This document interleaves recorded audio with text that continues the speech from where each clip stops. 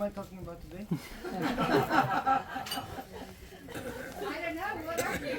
What's written down? I didn't really write anything down because you were gonna just book about whatever you want, really. I've been doing that for the past 2 days. Yeah. Put the microphone on, Robbie. Would you, Robbie, fix the microphone? Yeah, yeah. Ah, yes. I think he's good with it. Yeah. This way or the other way? That way's good. No, that was. Yeah, you got it.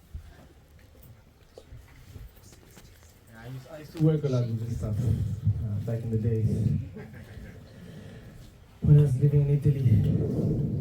It was lots of fun actually. Lots of fun.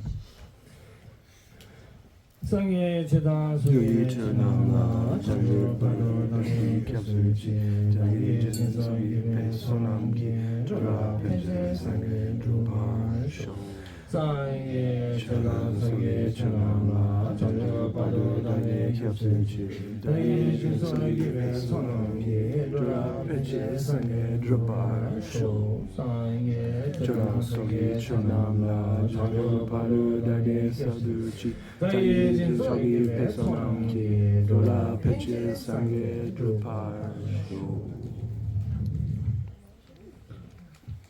So, Rubina, do you want me to talk about something specific? That would be good, actually. Something I have in mind, maybe.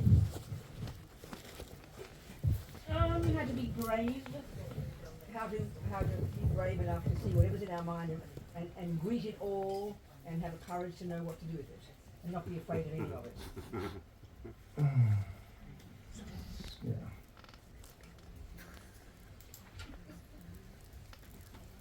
Well, good question. And I think the direct way to tackle that is to spend a lot of time with yourself.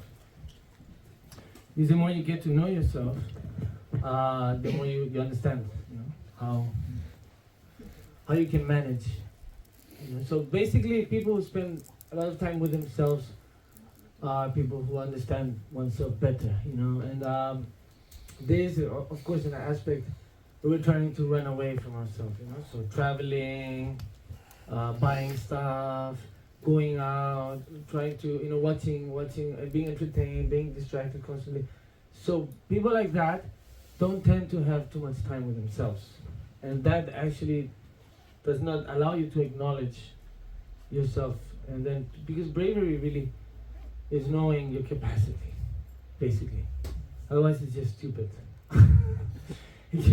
If you're running head on into an elephant, you're not brave, you're stupid, right? So I think bravery really is understanding your capacity. That's right. And then knowing you can tackle it, you can do it. Otherwise it's not really brave, it's just not being intelligent. That's why, for me, I like the samurais, I like the ninjas more than the samurais.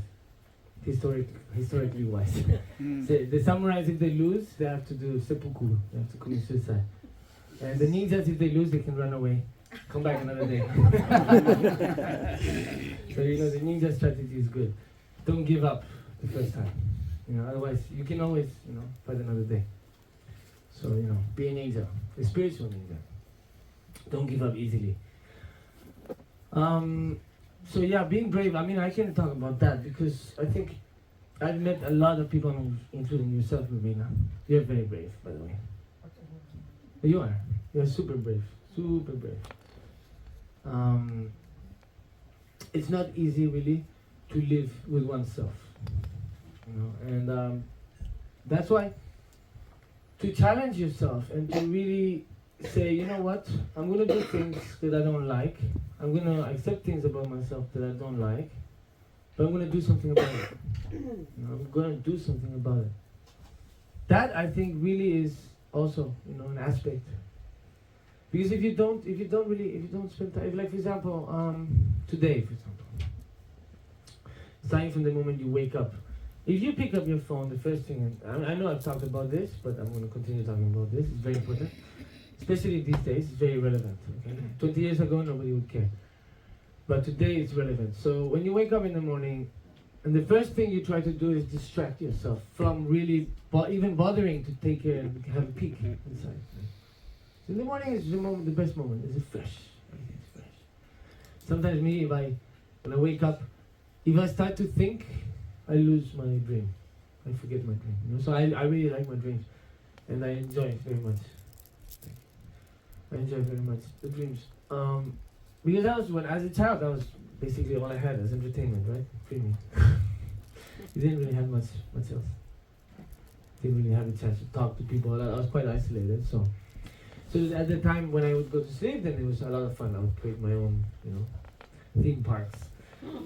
And so really dreaming is a very important aspect of our life, because in a way you could say it's a subtle mind with the subconscious communicating directly. So really, from my point of view, I don't think anybody else is really qualified to interpret anybody else's dreams but themselves, but their own dreams. Maybe not generalized, but almost. There's maybe a few people. There's also some dreams that are very recurrent for many people, and then, like, for example, for a tooth falling off. You lose a tooth in a dream. I have that a lot. Not anymore, but I used to a lot. And when I actually checked, it's like there's different interpretations all over the place. But that's the thing again, It's everybody has a perception. So from that person's perception, that dream could mean something. But actually I have to apply it and understand it from my point of view, right? So in that sense, when you wake up in the morning, first thing instead of picking up the phone, think about your dream, if you had a dream. Or try to remember it, try to keep a calm mind, just open it. Listen to the sound. If there's birds, you listen to the birds. If there's cars, if you're living in the city, you listen to the cars. It depends on your mind, right? Some people, you listen to birds, like, oh, so annoying. Beep, beep, beep, beep, beep, beep, I can't listen, right? For some people, they hear birds and like, oh, wow, so beautiful, I love nature. It depends on the person, on the point of view, on the state of mind, on their attitude, everything, the circumstances at that moment, the conditions, and how they react to those circumstances and conditions. For example, I grew up in the monastery. In the monastery, the crows are all day long. The crows, wah, wah, wah. Then, of course, all the months from 4 a.m., everybody's reciting. When they recite, it's not reciting, they're shouting, it's like really loud, because you have to memorize, right? You're memorizing. So you're repeating. So, so whatever it is, you're reciting a text, you're reciting loud. So everybody's at the same time, from 4 a.m., 4:35 a.m. The good students wake up at 4. I would get up maybe 5, 5:30. It's very funny. I had my own technique of sleeping extra time. Should I go into that? It's a funny story. So basically, I would have to get up at 5, so there's that tenant who knock on the door. Time to get up. So then I'll get up, brush my teeth, I'll go to the other room, to Lama Zopa's room. I'll study. I'll memorize in Lama Zopa's room. So I'll sit on his bed. I'll have a pillow. I'll put the pillow like that, and then the text on top of the pillow, right? So I have to memorize 2 pages from 5 a.m. to 7. I have 2 hours to memorize 2 pages by heart, right? Like Chumani. They say Chumani means like a river flowing with Om Mani Padme Hum. You say Om Mani Padme Hum, Om Mani Padme Hum. You say very fast, easy to say, right? So it's like a flowing river of Om Mani Padme Hum. It's called Chumani. Means you have to recite it without one mistake, really without stopping. It's called Chumani. So anyway, so me, I'm a very lazy person. I like to sleep. I used to. Now I don't really sleep so much. It's a pity. I'm also getting older. So anyway, so I would just put the text like that. And then that tenant would go to his room. I would hear the door close. And then, of course, you can't put anything on top of the text. Even writing, even the fact that I have writing here and I have a cup of tea and a plate on the same table is disrespectful to the writing. So for me personally, I prefer, if there's food or a cup or anything, a different table from wherever you have the writing. Because writing is very sacred. Whatever language, doesn't matter. That's how I was raised, and this is how I see it. Because this is a method of communication. You can really, it's very sacred. It doesn't matter if even you write caca. Doesn't matter, it's still precious because it's writing, it's communicating something, and it's expressing something. Without caca, we die. We can't do caca, we die, right? So anyway, you can see it in many different aspects. So the thing is, you can't put anything on the text. So my logic was, I have text in my head. You know? Oh, thank you. Oh, she's an action woman. I like this. Straight to the action. Thank you. Perfect. You see, everything has a solution.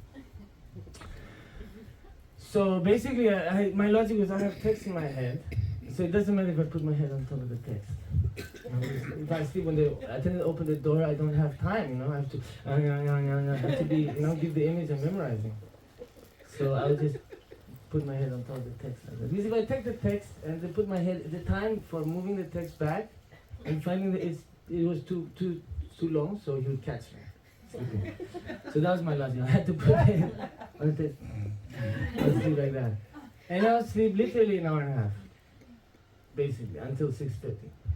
And the thing is that he would come and do his, he would come like maybe 2-3 times to check on me, right? So I had this very special technique, which was like when I hear the door open, I'll immediately come out and I'll start not so loud. I'll start reciting, and then as he came closer, I would start raising the voice. And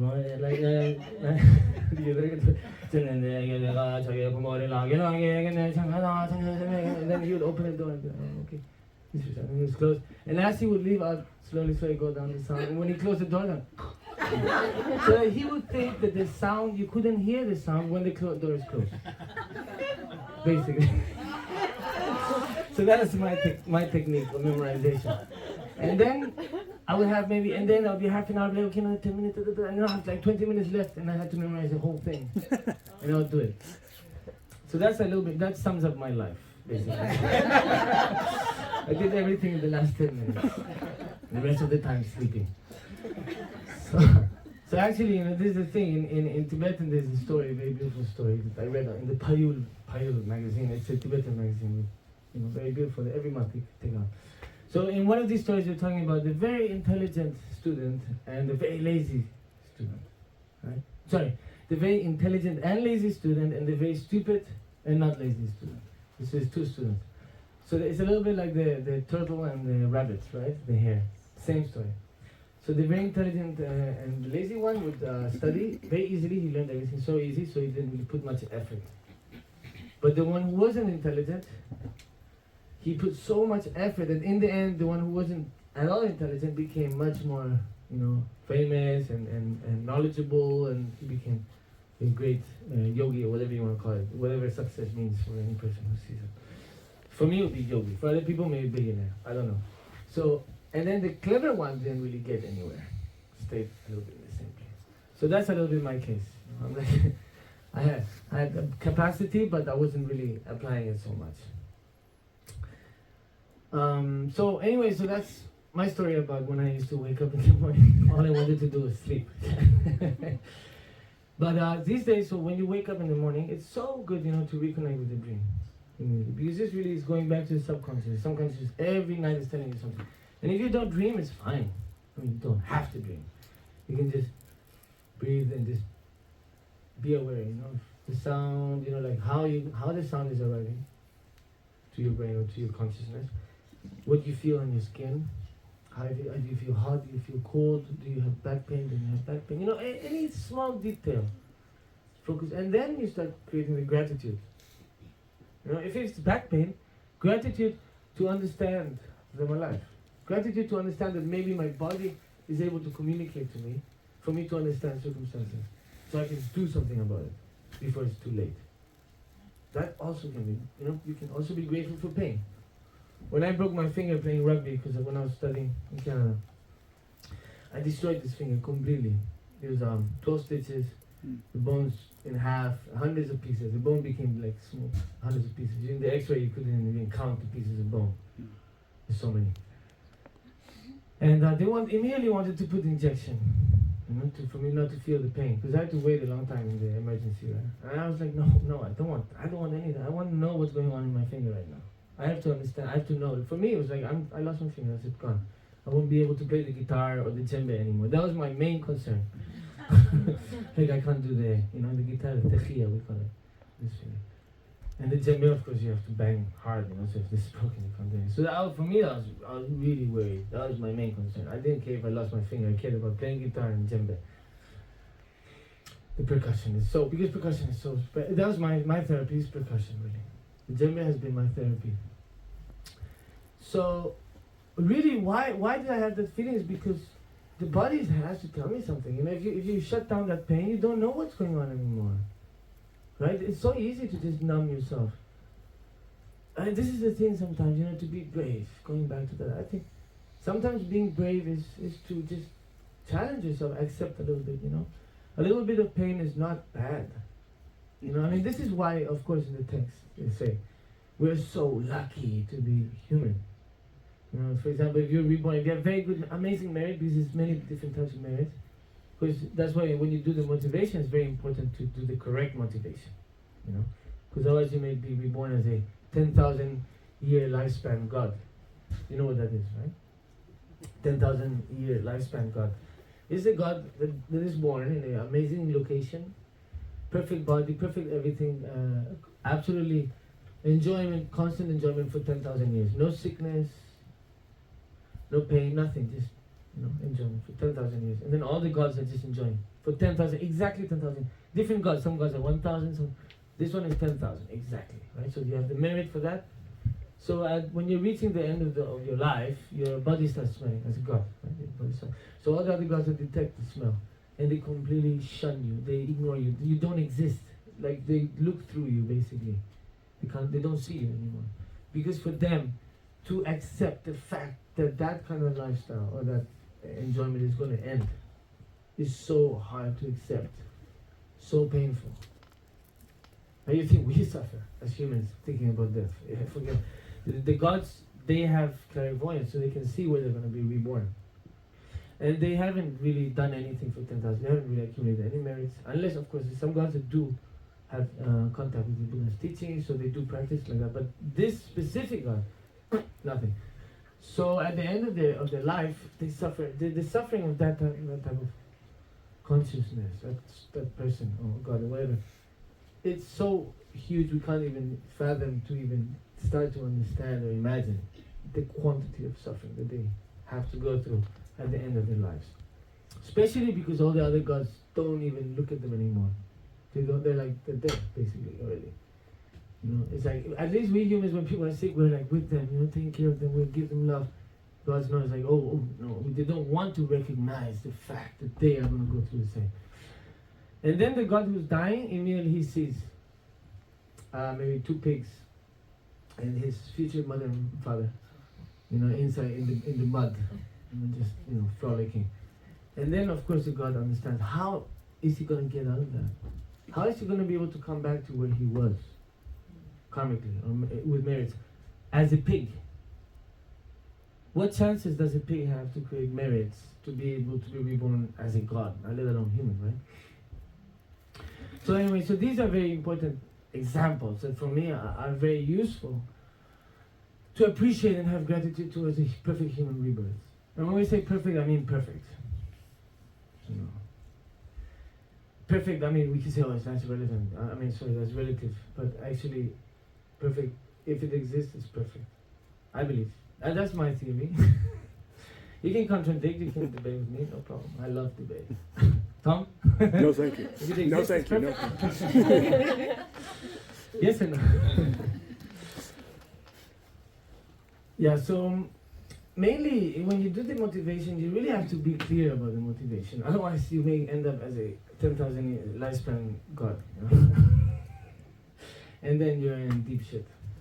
Because, of course, you won't be able to notice, you know, that, oh, wow, you know, this 10,000 years is awesome. Imagine, we live, what, 70, 80, 90, 100 years? And it seems so long, right? So that's why the motivation should always be very clear. And as a human, we have both. We have the suffering and the enjoyment, right? But both are very temporary. So because the suffering is temporary, because the enjoyment is temporary, we are aware of the fact that there's something else going on. Which some people call samsara, right? But I mean, samsara really is in your mind, I mean, and liberation as well, in a way. I mean, we can debate that too, if anybody wants to debate. Please, I'm very happy to debate, because that's how you learn, you know, that's how you challenge, question things. The Buddha always said, to question. So, you were talking about the definition of the Buddha the other day. It came to my mind. So, but not everybody agrees with that definition. That's, I memorized that definition with my teacher. He was so kind to me. Really? Wow. Tell us in English What? that definition. Oh my God. You just said. So, okay, let me just tell you how I memorize and explain what I understand, because my understanding is so small. My teacher, it's so unconventional, my teacher. Lamazopa really made amazing decision for me to choose my teacher. Wow. So that's one of the things I'm so grateful for, He used to, it's crazy, he was like, okay, what is Osel like? How can I reach him, because he was so kind. He never lifted This his is your hand. teacher, Sarah J. Yeah, Tell us his name. I used to call him Gela. So anyway, so he was like, okay, what does Osel want? How can I get in through his thick skull? So I've always been really thick here, I don't like to be influenced a lot. So he actually got a map with roads on it, and then he got 2 cars, like a few cars, 4 or 5 cars, little toy cars. He would start on one side, and the better I recited, he would slowly move, and then he would go all the way to the other side of the map, and then he would start in the door, Paco, Maria, it's my parents' names. He knew that above everything in the universe, what I most wanted was to be with them. He knew that. So he would be like, Paco, Maria, Paco, with the car, and I'd be like, and then when I finally got too many, then I was going inside there. I'd be so happy. Inside of me, it's almost like I was being united with my parents. So that is the only reason I still remember this. Really? And that all the techniques that he used for me to, like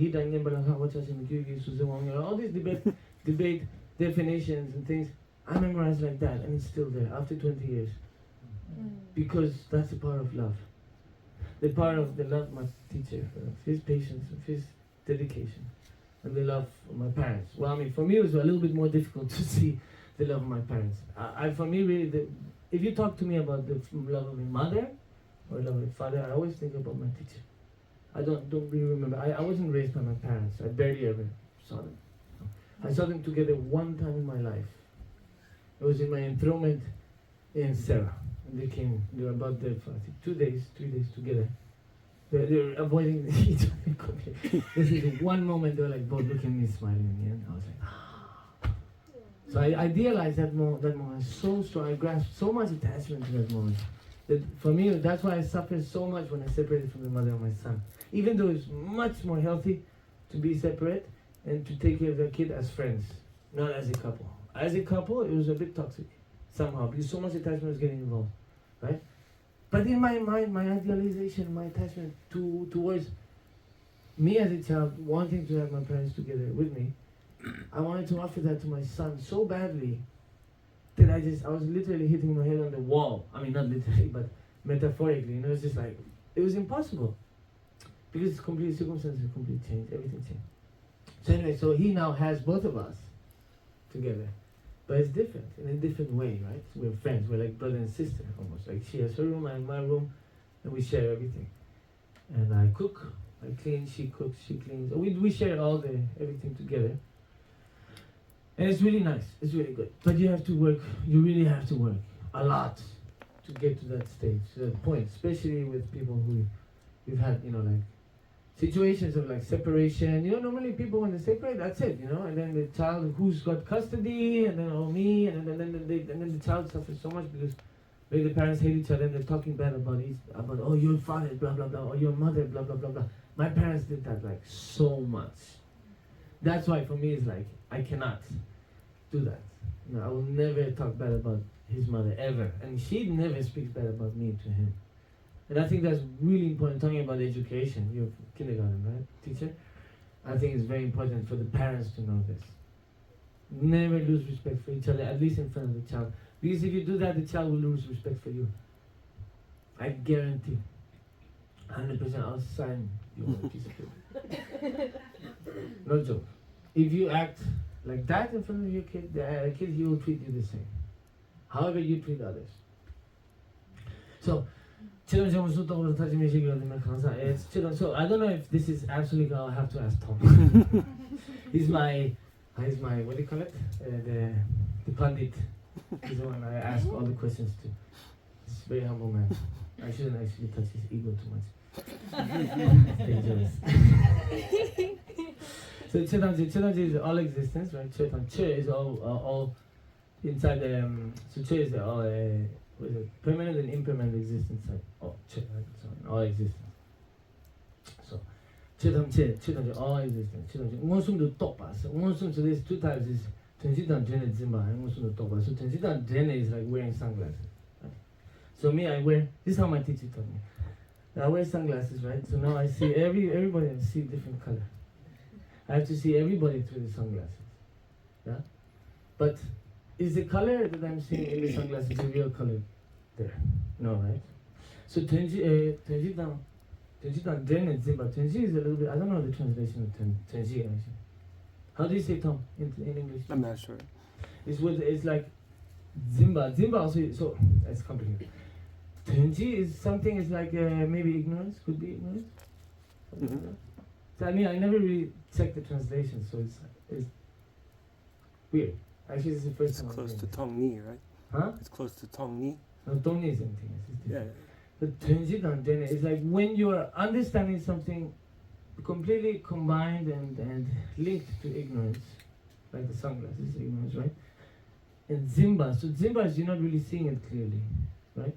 The eye is the mind of the eye is talk, right? It sees. So for example, how to define Zimba? For example, I see. Okay, so you look at unless you have photographic memory, right? You look at this, and now it's talk, the eyes is talk, right? So I can read it, I can see, I can look, I can see every single detail perfectly well. You know, wherever I look, and I can look very closely, see all the details, right? But now if I close my eyes and I try to remember, it's not clear. I can only recall maybe what 5%, 10%. So that's the Zimba aspect. When we look, we only see that 5-10%. Right? So Topa is when you actually see clearly, like the eye sees the paper. What happens is that when the interpretation of the mind comes, then whatever the eye sees becomes corrupt. So that's why it becomes Tenjidan Dren and Zimba. But Mosum the Topa, Mosum is like very clearly you see, and Topa is the understanding. So only Buddha's mind can Mosum the Topa. Right? And so Chetamji Mosum the Topa, knowing of everything in the way that you see with the eye. Kind of. Yeah, it makes sense? Chetamji they liberated, Tarchime maybe is liberated, liberated from samsara, something like that. Please correct me, anybody who speaks to it and correct me. Yeshe is what? You know. Yeshe? Wisdom? Yeshe Gyula Dembe Kansa. So Yeshe, I think it's, I'm trying to recall this from 20 years ago, okay, so bear with me. Yeshe Gyula Dembe Kansa says, so the Yeshe exists within that body. So I think there's a lot of debate there because Kamsak, I think means human. I believe. Kansa is human? Person. Oh, you speak to it. Who speaks to it? Oh, please, come on. Why aren't you helping me out here? I'm sweating so much. You don't want to say anything. Is it correct or not? Is it I'm on the same page or not? Yeah. I'm not convinced. Direct You see, this is much easier. Translation. Okay, so Yeshe, so Gyula Deme Kansa, so what is Kansa? Person. So this is why it's a big debate. I used to always debate about this. If you are not a human, you cannot become enlightened. In order to become enlightened, I mean not, so Buddha, what is it? So definition, that's the Buddha inside the human form, right? But in order to become Buddha, at least from my understanding, to become Buddha, you have to be human first. The story about the fly going behind the cows, caca, and the cow goes around. It's not that the fly became enlightened in that lifetime. The fly created the cause to be reborn as a human, to become enlightened, right? So there's no such thing as becoming enlightened without being human. Am I correct? Is it correct, Pende? Why don't you sit here in front? I didn't see you. How come? Hello. How are you? Were you here yesterday? Yes. Oh, I didn't see you. How are you? Huh? What? It was dark. I was dark. My mind was dark. How are you doing, Candela? Okay. Well, it's been a long time. You look really healthy and happy. It's good. We need some quality time later. It's been a long time we haven't seen each other, right? Yes. Yeah. Okay.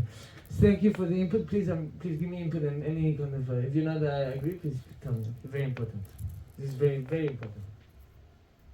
So basically, what they're saying is, and this is, I think, it's only one point of view because there's five points of views, right? So this is the bottom point of view. Then as you go up into the ultimate point of view, the definition of Buddha changes. I never got to that stage. I will though at some point, hopefully. I'm studying every year with Geshe Namda, twice a year. So it's not easy for me to study Dharma, really, because I mean, imagine if you're bombarded by that every day for 15 hours a day for 17 years or whatever it is. It does get to a point where you don't want to really know. It's like, I don't want to know. I want to know everything else. I'm interested in other things.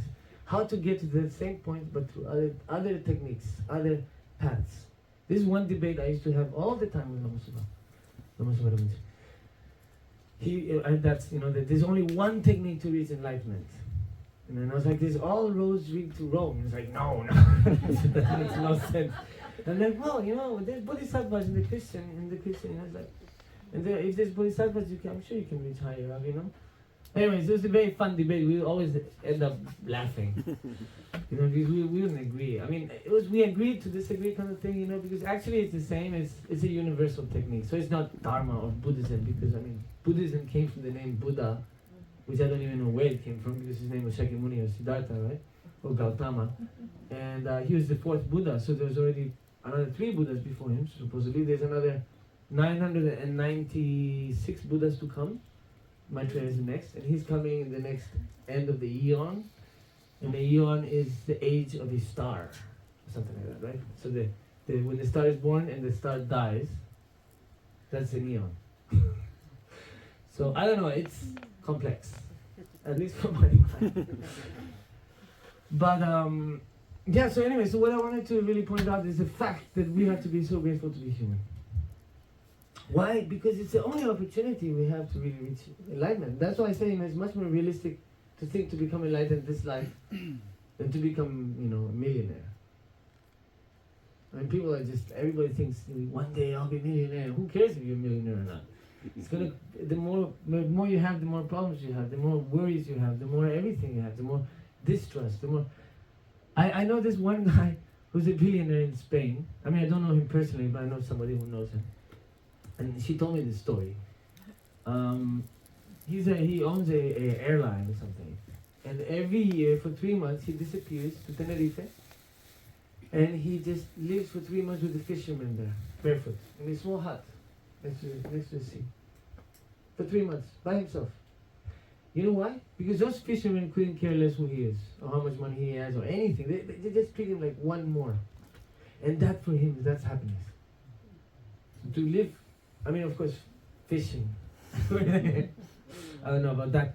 But the concept of the fact that he has billions, or whatever it is, it's so relative. Because really the merits, what counts as the merits.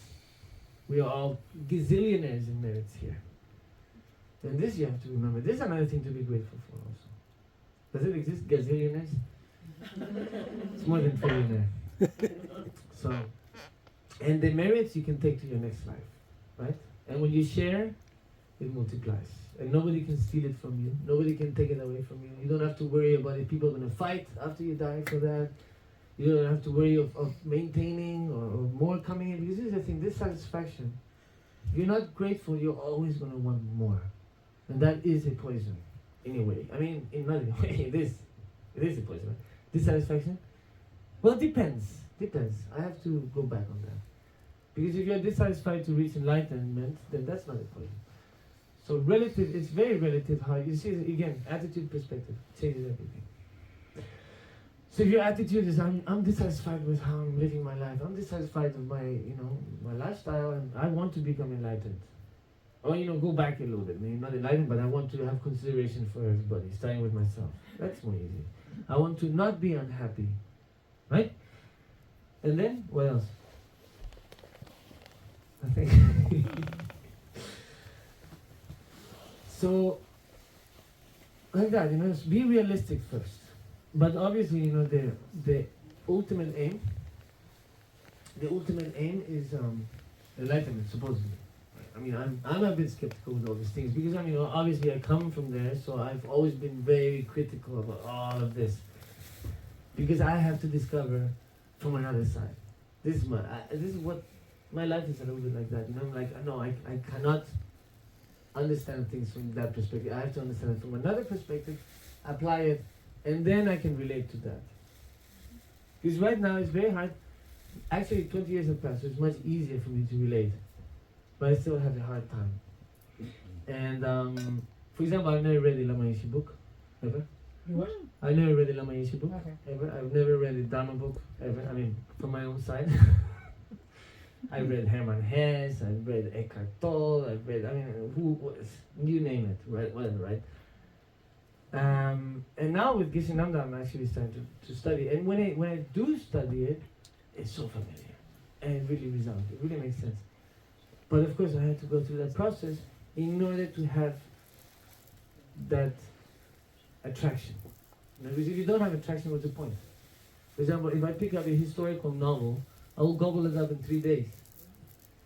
If I pick up the Lamrim, it's going to be there taking dust. Getting dust for the next year. I mean, I did already study it very extensively. I even wrote it by hand. It took me 8 years in Spanish. The Lamrim Chemo. So, I've been there. And I forgot a lot too. But everything is there. We all have so much knowledge. This is the thing, You really think maybe, I'm ignorant, I don't know. But actually, we just have to remember. And this is a good debate. Tom and me, we had this debate last night because, he said the Buddha never really actually said if there was a beginning to the mind, right? So we were debating. I asked him, why is that? And he said, because if there's no beginning, no end, that means we have infinite bad karma and we have infinite good karma. So whether you accumulate extra good karma or extra bad karma is not going to make a difference because you already have infinite bad karma and infinite good karma. So I said, okay, so there's no beginning minus one. So what was the conclusion? Yep. There's no beginning minus infinity minus one. There's a beginningless plus one or minus one? I don't know. You said minus. Plus or minus? Minus. Minus one. So infinite minus one is what? It's a finite number. Mm-hmm. So therefore it's not infinite bad karma, infinite good karma. Anyways, you see this, using logic you can get to many conclusions. Are you okay, Ingrid? We're just going to move her back to the speaker. Oh, you can't hear well. Yeah, so we're just going to get her close okay. to the speaker. But Alright. that's all good. It's fine. Yeah. Good. You're very lucky, Ingrid. Someone else, can you help me on these two sides? Yeah. So lucky. Surrounded by people that love him. This is, many people who get older, they're alone. A lot of people on this planet are alone at a certain stage. Children abandon them completely. They don't really care. It's too much of a hassle. But that's also how you set up your life, right? Depending on how you set up your life. My grandfather, he was surrounded by people who loved him all the time. He is the most happy human I've ever met in my life. Together with my teacher, you could say. My teacher was such a happy person.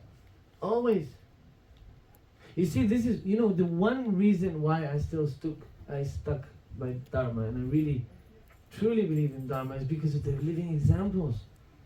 If you don't have a living example, you're just reading a book, you're like, okay, this is great theory, but, how can I apply it?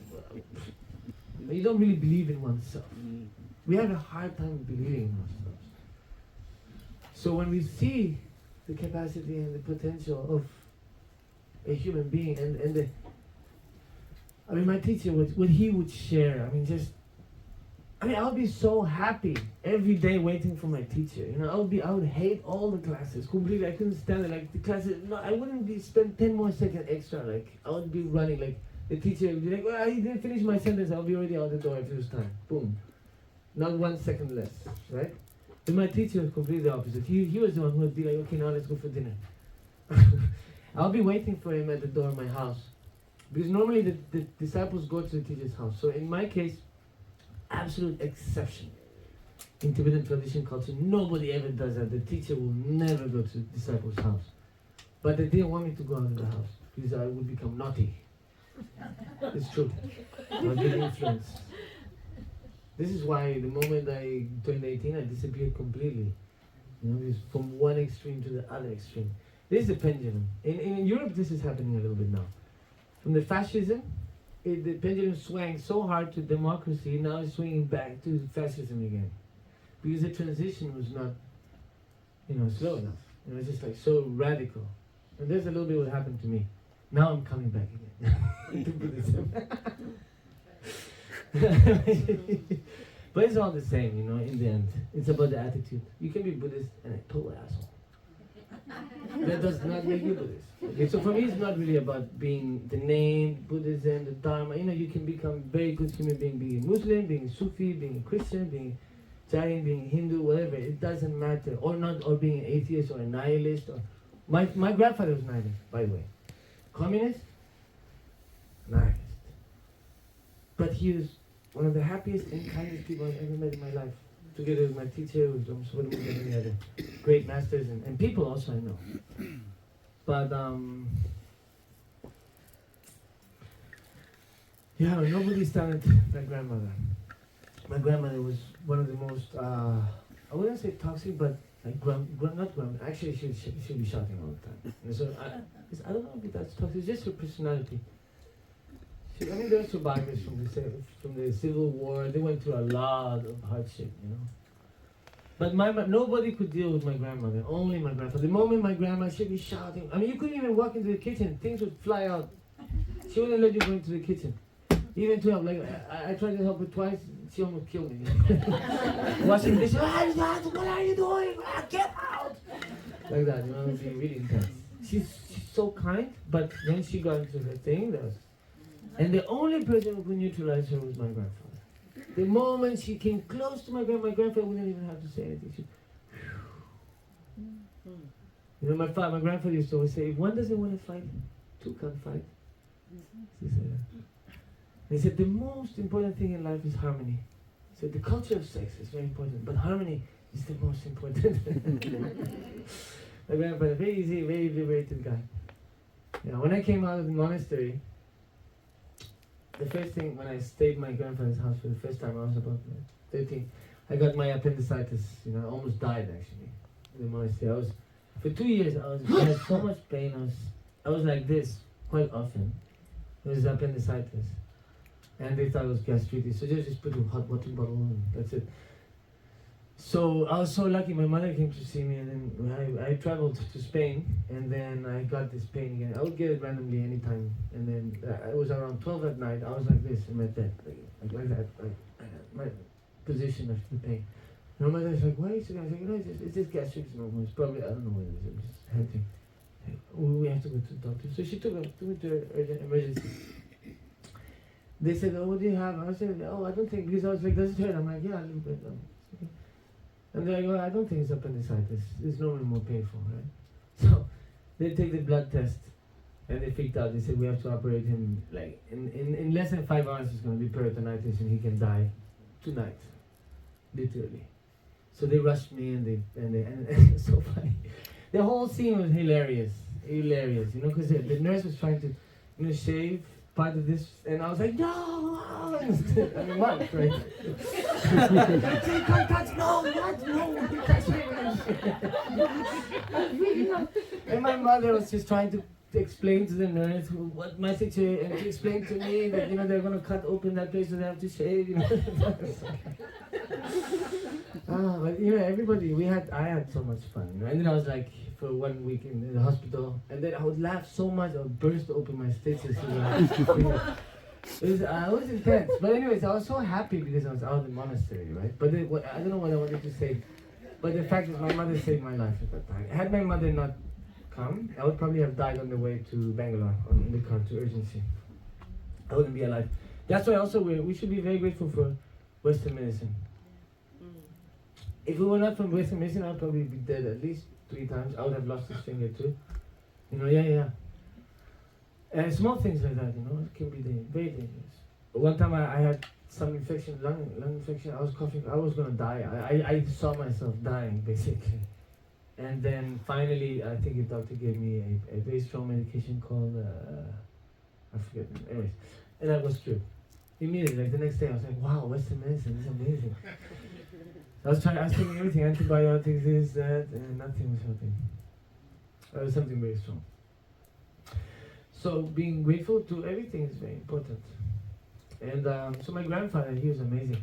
At that time, so when I was 13, I arrived, and after the appendicitis and everything, Peritonitis actually, because it almost burst. I'm not sure if it burst or not. But the thing is that I was staying in my grandfather's house, and then so I was in the library, I had my bed, and then he came and he brought me at least maybe 10 books about sex. Encyclopedia, like this, and he brought it, put it on my table, and he said, this is for you to read, okay? And I'm like, wow! I had no idea, you have no sex education in the monastery. It's taboo, absolute taboo. So in that sense, I'm very lucky to have had my grandfather. My grandfather really was my opening to seeing something different, another angle, something completely, another culture, another aspect of life. You know? My grandfather, he was nihilist, communist, but very realistic and very optimist. Very patient, very loving. He would not talk a lot, but when he opened his mouth, everybody would shut up. You see, when he spoke, he was only to talk wisdom or dirty jokes. Which very often was the second. But anyways, so to become enlightened, you have to have a human form. So that's why, you know, every day when you wake up, if you don't believe in other things, at least think about that. You know, thank God I'm in a human form. I can become enlightened in this lifetime. I have that opportunity. Wow, what better thing than that, right? For Buddhists. If you're not Buddhist, maybe there's other things that you desire. But of course, really the intention is not really exactly there. The intention really is what? So, the law of the universe, right, is like the law of physics. How does it work? You give, you receive, right? You receive what you give. And what is, if your intention is, I want to be happy, what is the result? What? What's the result? If your intention is, I want to be happy, and you do things based on that intention, what is the result? Happiness. Unhappiness. His intention is I, me, big me, I. You will never be able to make yourself happy with an intention like that, ever. And that's one of the laws of the universe. But if you think about others, but this is, of course, there's a very thin red line there. You know, you have to really find the balance, right? But what I'm talking about right now is the intention. The intention, okay? So if the intention is me, I want to be happy, then the result is most probably you're going to be unsatisfied, you're going to be unhappy. It's not really going to result as something that you would want to kind of like say, oh, you know, this. But this is the thing, we know it doesn't work. It makes us unhappy, and we keep doing it, we keep doing it. Why? Because we're wired this way, we're programmed this way. We are familiar to that, right? Sometimes some people are addicted to suffering. Some people are addicted to pain. I've seen that in patterns in my mind. I've had that. I've had, I mean, come on. Everybody's had issues and problems and depressions and this and that. And I can say, you know, when you're there, it's very difficult to see the light, right? I mean, who was the one who asked the question yesterday? Was it you? Yeah. So, that's why you have to be aware of this very thin red line, right? And I say red line because it is almost like the war zone, you know, it's so dangerous one side, the other side. You can really fall because if you're selfish, complete 100% selfish intention, the thin red line you fall on the other side could create a big disaster in your life. If you're too much on the other side, you know, all sentient beings, oh, I'll give, I'll even give away everything, you know, then there's nothing, and then you just fall into absolute depression. You don't even take care of yourself, you don't eat properly, you don't drink properly, you don't sleep properly, and then your health starts waning up, and then you can't offer anything to anybody, not even yourself. So that's why the thin red line is exactly there. You know, it's about understanding the intention. It's really, I want to benefit others. What I want for myself is what I would like to offer to others. And with that intention, you do whatever it is that you have to do for yourself. But at least it includes everybody. Right? So when it includes everybody, you have that consideration, you have that empathy, that compassion, that bodhicitta. I mean, there's so many names for that. And everybody will debate that each name means a different thing and this and that. But we all understand what it is to feel with your heart. Right? So why is heart a representation of love? Because the heart is an organ that starts beating when you're 2 weeks old fetus and never stops beating until you die. So it's absolute dedication. This is why the heart represents love, because it's unconditional. Like water. Water also represents love. Why is water so similar to love? Right? Why is it a representation of love? At least for me, because water has 3 amazing properties. The first one, water will always give unconditionally, without expecting anything in return. Water will always adapt perfectly well to any kind of circumstance, situation, right? And water can always go back to its pure form, no matter what. So be water, right? I mean, love, water is similar in a way, you know. Love is also has those qualities.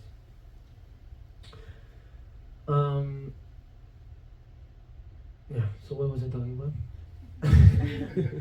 Bravery. Wait, that's way back, like right before that. What? Human, precious human. No, after that. Like right now, right before this. Thin red line. Thank you. Somebody's listening. So the thin red line, yeah. So if you're not clear about this, and this is I think the problem with capitalism, right? This is why it's a never-ending story. Because you can never get there. You know, if you don't include others, you can never really reach any point. There's this very interesting story of a friend of mine who's a boat captain, yacht captain, and he gets paid a lot. And so I met him in the summer in Ibiza, and he was just chilling. He was on vacation, and I was like, "Aren't you a boat captain? Shouldn't be you working? I mean, what are you doing?" He's like, "Oh, I'm not working anymore." I'm like, "Why not?" I said, "Well, it's a curious story, but the owner of the yacht I was working for, so they paid him for the whole summer, plus for the rent, for the food, everything, which is a lot. And he basically worked for 4 days. And I said, how come? And he said, well, the first 4 days, the yacht of my boss was the biggest yacht in the port. And after 4 days, a bigger and more modern, newer yacht appeared. And he was so unhappy and so angry and so miserable that he had to leave from Ibiza. Because there was another yacht that was bigger and more newer than him. I mean, his yacht was gigantic. But somehow there's another one who was even more gigantic than his. A newer one, bigger one, more everything. So he was miserable because his yacht wasn't the biggest one in Ibiza. So he had to leave. After 4 days, he had to leave. So this is, you see, this, I mean, for me, that's a clear example of how the mind creates so much more suffering than the body. And if the body has suffering, it's mainly because of the mind. And this is the power of the mind. The mind really can create everything for you, the reality. And this is the mind, the attitude and the perspective, the gratitude, all that behind, what's behind that? The mind, right? And the karma. So many different aspects come from that, you know. And we really think, oh, the mind, you know, you can't even see it. Man, how is it so powerful? But if you think the most important things in life, the most valuable things in life don't have a color, they don't have a form, you can't touch them, you can't see them. But you know they exist, like the love of a mother, or the love for my teacher, for example. You can't see it. But for me, it's one of the most important, most precious, most life-changing aspects. Right? But you can't see it. It has no color. It has no shape. So really, and there's so many other things like that. Let's see more examples. Come on. Very important things in life that don't have color or shape. That are formless. You can't really see. Music, very nice. What else? What? Faith? Faith? What? Faith. Faith, like hope, kind of. Yeah, what else? Connection. Connection. I mean, there's so many tools. Wisdom, compassion, devotion. So where are we talking about? Inequalities, right? So really, I mean, inequalities, all kinds of different aspects, you know. But really, if you think about it, the most important things in life you cannot buy with money, at all. It's impossible, ever. So why does life? Why does society and the system give so much importance to money and materialism? Why is it that it's so important to appear and to give the appearance? So much more important than actually being whatever it is that you are. Why do we have to hide who we are? Because we are scared of not being accepted. You know, and why do we have to do these ridiculous things in order to be accepted? Like TikTok, for example.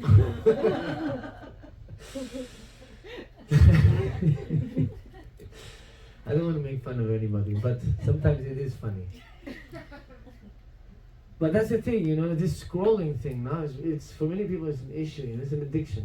I mean, our mind is wired to get addicted very easily, actually, in a way, if we're not prepared, if we don't have the space. You know, mind. Then it's very easy. Our mind is always grasping in order to avoid this. But if we train a little bit slowly, just 5-10 minutes when you wake up. Right? 5-10 minutes, that's it. Just when you wake up, think about your dream, think about your breathing, or this, that, blah, blah, be aware of things, be grateful. 10 minutes gone.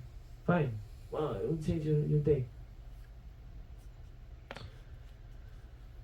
Okay, so questions? Yes. No, I got it right, didn't I? So yesterday, in the context of your relationship, you mentioned karma. Karma. Yes. Can you please say more about that? Which relationship? With your ex. Karma. Oh yeah. Oh, Norbu's karma. Our son's karma. Oh. Yeah. So not your karma. I mean, of course, the karma is everywhere, right? I don't know. But yeah, that's what I'm I asking. understand your question. Okay. So yeah, no. What I meant was that we came together because our son had a karma to be born as our children. So basically, I don't believe the parents choose the children choose the parents. You have children, Peter? Bingo. Good. A+ here. What? Perfect. Exactly correct. Yeah. So really, I think Nobu he chose us. So many times I'm like, well, you chose the mother. It's not my fault. No, just joking. No, but I would tell that to myself. And I'm like, you chose your mother. You chose your situation. I can't blame anybody. You have to take responsibility, and that's the most healthy thing to do, really. Because the moment you start to take responsibility, everything, your perspective and your attitude changes completely. One thing is to be a victim, another thing is to take responsibility of your life. One thing is to see things as a problem, and another thing is to see things as a solution, right? It's just, in Spanish you say, dale la vuelta a la tortilla, means turn around the omelette. Switch the omelette. No, it doesn't always happen properly, sometimes it falls on the floor. I like to show off, sometimes. Yeah, so my son, he had the karma for us to be his parents, but we didn't have the karma to be together as a couple. There's too much attachment involved. Oh yeah, it's disaster. Attachment of what? You mean, but not to each other? Yeah, to each other. Of course. Couples, that's what they have. They have attachment, right? Well, otherwise, what is it? I mean, too much love, too much anger. okay, from love, the suffering is never going to result from love. If there's suffering, it results from attachment. Guarantee you. I signed you a piece of paper, okay? No, really. People, they say, why is love so difficult? Why is love so cruel? Oh. Say, that's not love, that's attachment. You must really have to be able to differentiate things. Love is unconditional. It's not like, I will love you if you're only with me. I will love you if you don't ever have coffee with any other guys that are handsome. Right? It all starts with the coffee.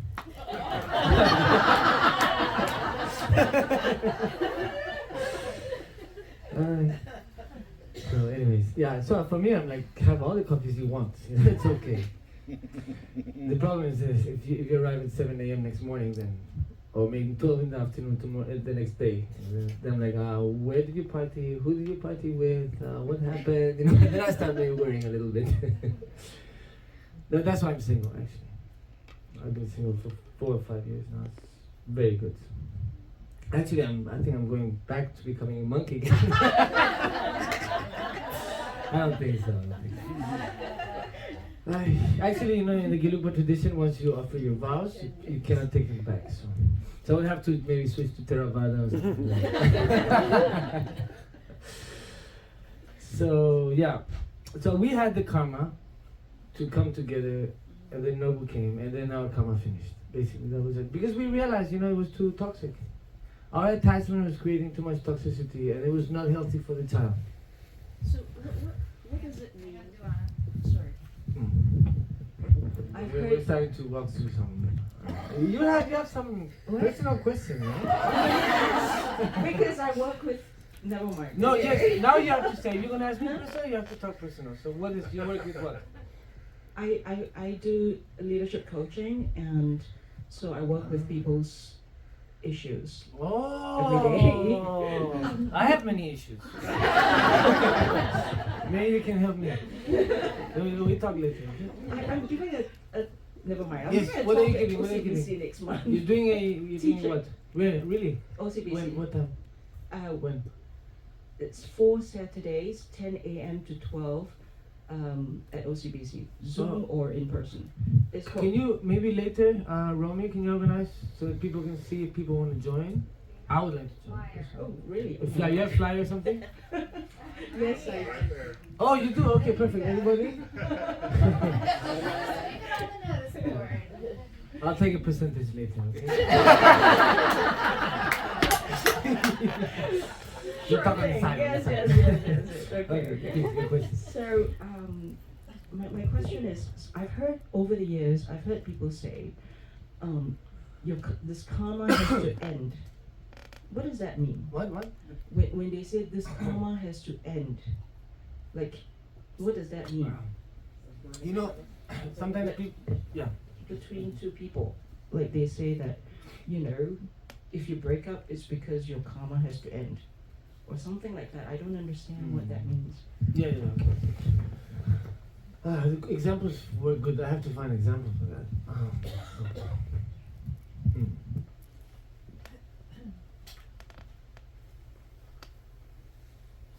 Okay.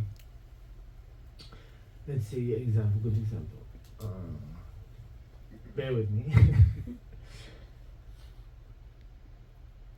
I have to think about an example, but I can tell you a little bit. Maybe the example will come. So, like for example, things. It's complicated, huh, Rubina?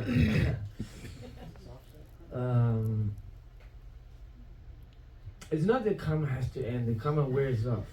Anyway, wears off, finishes. It's not that it has to end, right? That's just a way of talking, of imposing your perspective on the other person. That's different. So, my opinion is that you guys should maybe separate, or you should do this because it's a very kind of what do you call it? It's a statement. Decisive. Right? I don't agree with that statement. In general, I would be more. I would pinpoint it more like the karma slowly kind of finishes. It's not an end. I mean, it can get cut. For example, in your life, right? I'll tell one very nice example about in the text. Okay. So there's one guy. He was very, very, very ugly, small, completely deformed, but he had the most beautiful voice. You know, when he sang, everybody would come around him. Everybody would be like, wow! And he just changed people's lives completely to his voice, to his sound. Right? He would sing amazing. So he's very famous. This is at the time, a little bit after the Buddha, I believe. Or maybe at the time of the Buddha, actually. Not sure. So basically, I think, one of the disciples asked the Buddha, why is this guy so ugly and so, deformed like that, but he has such beautiful voice?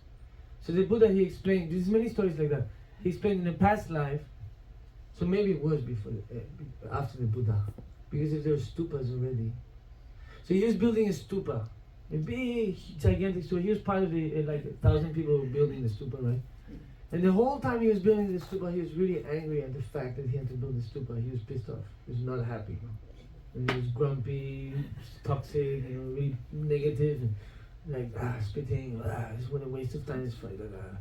And when finally the stupa finished, when he saw it, he felt so much regret and so much faith and so much love and wow, that he was like, oh my God, my attitude, my perspective is so wrong. I have to change this. So what did he do at the end? He put a small bell at the top of the Buddha that would ring when the wind came. The bell would go ping, ping, ping. So that is the reasoning of why he was reborn in that way. Because of the sound, he had good voice, but because of when he built his stupa, he didn't have good intention, then his shape of the body become deformed. Right. So this is just one aspect of how our attitude changes in future life, But then, of course, then you have to come into the aspect of when the karma finishes. So, for example, they say, oh, if you kill one animal, then you create to be killed, I don't know how many thousand times. I don't know, whatever number it is. Let's say 4,000 times.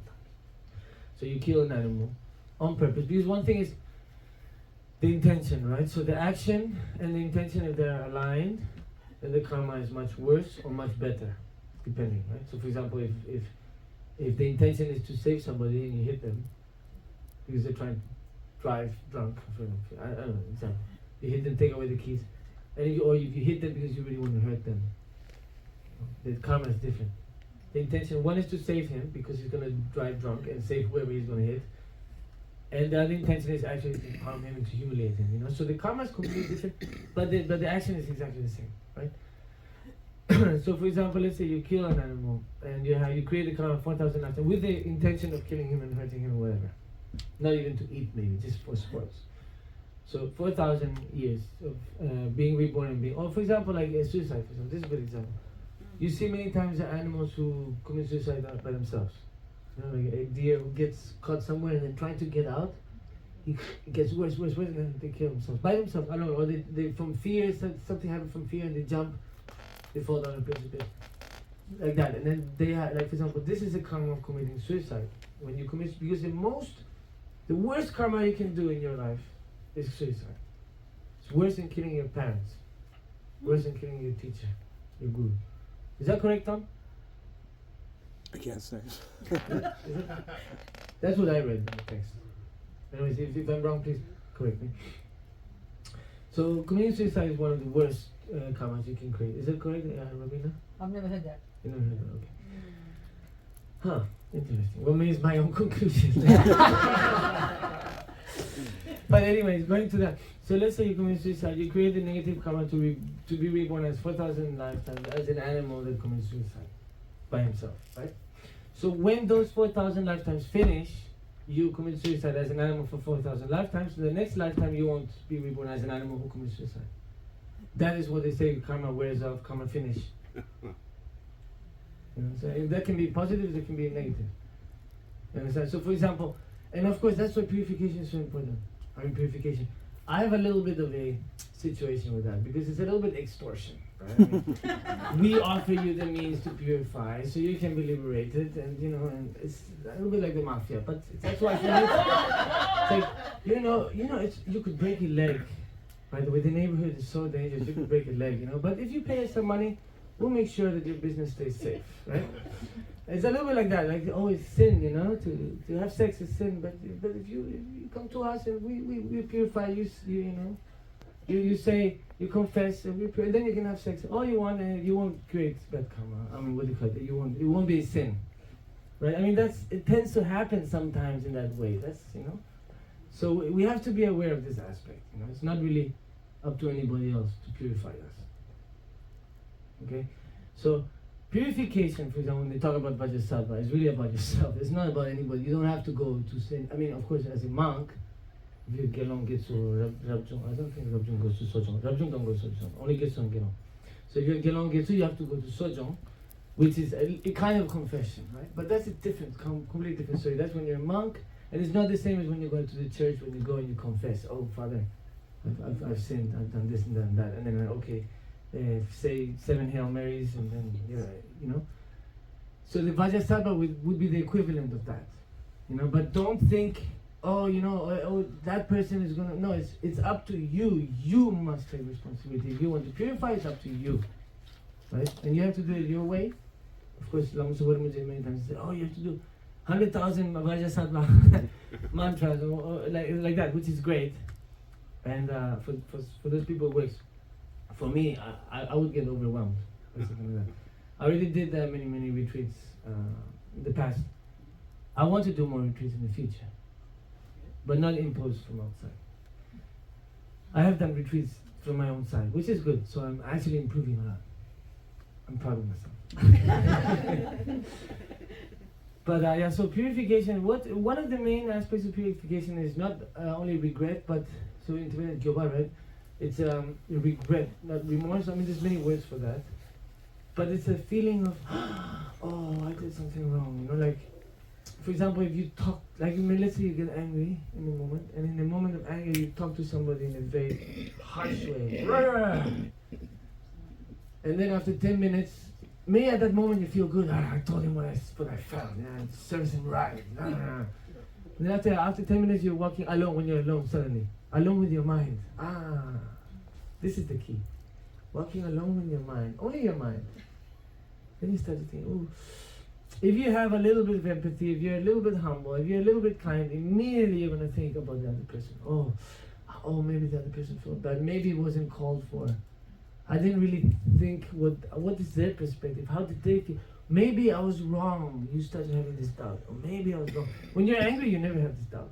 You're right. You're always right. Because anger justifies everything. It's basically destroying the whole house to show that you have a house. No joke. And on top of that is because of maybe somebody else's behavior, which is not even your responsibility. But you react, you know, with anger. So, and you can't forgive, you know, so you hold the other person's mistake for your whole life. No, it's unforgivable. You know, so there's many aspects like that. So regret, remorse is very, that moment when you're walking on the street, you're like, oh, so you have to, you have this feeling, here, regret comes onto your stomach. Oh no, maybe I hurt that person. You know?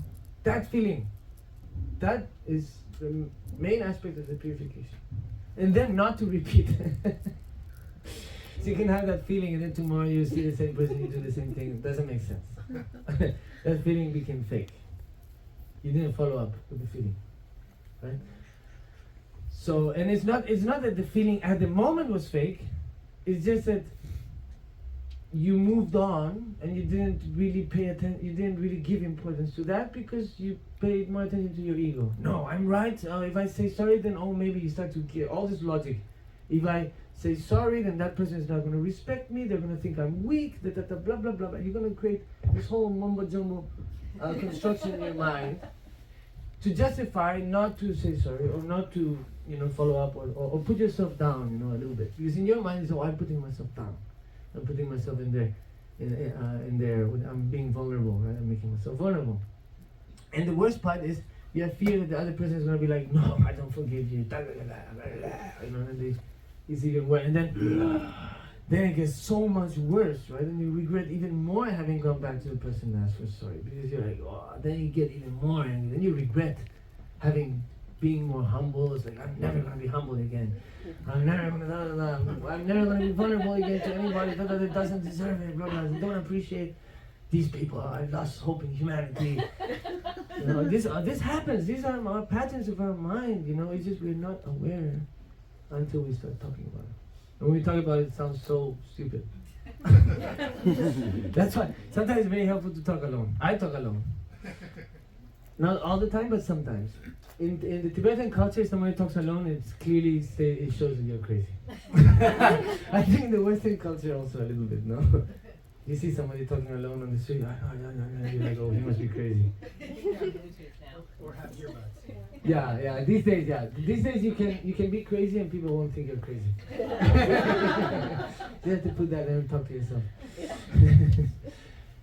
But yeah. I remember, sometimes I do it, you know, I'm like talking to myself, I'm like, oh, people are going to think I'm crazy. And then I'm like, but I'm a little bit crazy, thank God. And if we're not crazy, I think we'd be really crazy. Because you see the society, you see the system, you're like, well, who is crazy here, really? And people who really believe in that. And dedicate, their whole life is based on that perception, which is absolutely crazy. Right? So, what time is it? How many minutes do we have? 10 minutes left, but there is a question on the chat. Okay, we have one more here. Okay, so let's go with Peter O'Donnell, or O'Doyle? Yeah, Or what? O'Donnell. O'Donnell. Dr. J. I'm getting older. It'd be nice to have another Your attitude. human rebirth, but you never know. You're not getting older. Age is only here in the mind. Relative, well, this is a weak body, and I'm doing the best. Yeah, I the more can. you say it, the more it's going to be real. That for sure. That I can guarantee. It's you, getting 100%. stronger, thank you. Now we're cooking with gas. All right, this is very personal, and I hope you don't mind. Well, I don't know. Does everybody else mind? The Buddhist example of reincarnation is like a flame passing from one candle to another. Wow, that's beautiful. And so I wonder how much of Tupten Yeshi you remember. I remember. Zero. So your mind? Do I have to remember something? What happens if I don't remember? Maybe Will it's you the respect me Dharma less? you remember. Will you love me less if I don't Okay. remember? Will you see me differently if I remember? I did miss the question. He said, would you love him less or would you see him differently if he didn't not remember? Or if I did remember? No, if I Or if he figured did. the answer was zero. But zero is special. I know. Zero is the same in mathematics as it is emptiness for the Exactly. philosophy. So, So, and what's the point if I do remember? no, I'm just Or I don't remember? It curious. doesn't really matter, does it? We don't often, you're the only person I know to ask that question of. Well, I think when I was younger, I probably did remember because there's many stories that clearly show that I did. But at some point, I don't remember, even though I do remember when I was 2. So I should be able to remember when I used to remember, but somehow it's like so the stories that when I was 2, I used to remember my past life, and I remember when I was 2, many things. So, but I don't remember remembering. So there's something there. I think I don't do enough meditation probably. Because if his holiness is said, and so I believe it. But I think if I were to remember, I would have to do or hypnosis or some meditation, which I haven't done either. So when I do, I'll let you know. Okay? Put it in a book. What? Put it in a book. I am writing a book. Good. Actually. Thank you so much. Thank you. And what was the other question? David, do you want to unmute yourself? Oh, hello again. Hey, so thanks for How are you being here. today? I like Good, you good, very thanks. much. I want One you question to about your be- memory. Do you remember you and I playing drums together for First Big Love Day? If I'm Uh, funny, Yes, I do. I do. I'd love to do that again. I had a Yes, question. you do. Well, where do you live? I live in Durango, Colorado. Oh, you're pretty close, actually. Relatively. Huh. Closer than Spain. You and Dina were both speaking about, the wish to be happy. I want to be happy. And my question before that I was trying to get at was the difference between that wish to be happy and attachment, and how do we differentiate between our wish to pursue happiness and our attachment to whatever it is we're pursuing. Very good, very good.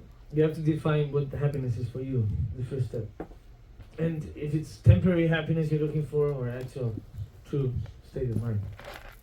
This, I think, is the first step. You really have to understand what you want because you have to be careful what you wish for. It does happen. The power of the mind is so strong. The universe will give it to you. You say, I don't have, I need. The universe will, you don't have, okay. You need, you don't have. There you go. I need, It means you don't have, right? The universe, that's the reality. Boom, you don't have. When it says I have, if you say I want, I need, then you don't have. If you say I have, you have, right? It's really the power of the speech. Even writing down, even if you write, hey, my name is Peter O'Donnell, and I'm very strong. Just writing it down is going to make you stronger, believe it or not. And saying it every day, I'm strong, I'm strong. You say, I'm sick, I'm weak, I'm tired, I'm depressed. That's going to be your reality. That's how it is. Whatever you feed, that's what's going to be relevant. That is the power of the mind. You know, look at the creation that the power of the mind has done. Starting with thoughts, you know. Basically, the mind can mold material, can mold the universe, can mold, create, bring everything, you know, it's creation. So anyways, that may be debatable. But happiness. What is happiness for you? What's his name? David? What is happiness for you? Because we were just actually talking about that after the last session. We had a couple of different ideas. One of them was just the freedom from suffering. Really just kind of straightforward, basic freedom from being, you know, from suffering, or freedom from having attachment, strong attachment. There's a few things that came to mind. Yeah. So the thing is, this is, I think, okay, very important aspect. When you enjoy. But don't cling. Don't be like, oh, I'm enjoying so much and I want to stay here. You know, it's just you, because you have to let go. And part of the enjoyment is letting go. At least for me. If I don't let go, I can't enjoy. I suffer. I'm not enjoying, I'm suffering. It's like it's too good. Oh, I don't want this to change. I'm not enjoying the moment. I'm just fucking suffering. Sorry. The traffic excuse. The suffering. Right? They're not really there. You're just projecting something onto what supposedly is a happiness, but that's not even a happiness actually. It's just temporary. And the suffering is not even suffering, it's also temporary. So, you know, the real suffering, real happiness, we don't even know what it is. Right? If it was real, it would be a state of mind. It wouldn't change. But it's temporary, it's changing, you know, so it's very ephemeral. But somehow, while we're enjoying, we suffer because we don't want it to finish. And when we're suffering, we suffer because we want it to finish. You know, so I mean, really it's about the attitude, about how you see the moment. So when you're suffering, you can enjoy because it will finish. And when you're happy, you can enjoy because it will not finish? No. Logic doesn't work. No, so when you're enjoying, you don't worry about it being finished. Then you can really, you know, at least conventionally, you know, experience the moment. And when you're suffering, you think about that it's temporary, it will end, and then your suffering becomes sore. Does that make sense? Yeah, that's logical. It does. That's It makes perfect sense. good. Then we have 2 minutes. So, question? We have 1, 2, 3 questions? Good. Okay, so.